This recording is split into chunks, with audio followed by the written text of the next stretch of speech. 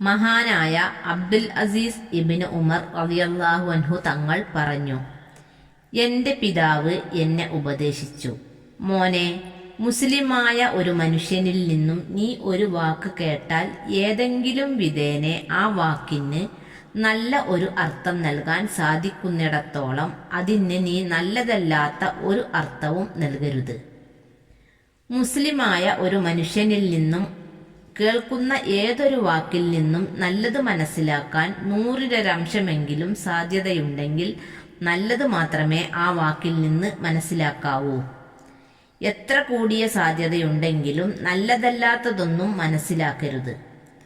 ഈ ഒരു ഉപദേശം നമുക്ക് മനപ്രയാസങ്ങളും പരസ്പര ശത്രുതയും ഒഴിവാക്കാൻ ഏറെ ഉപകാരപ്രദമാണ്.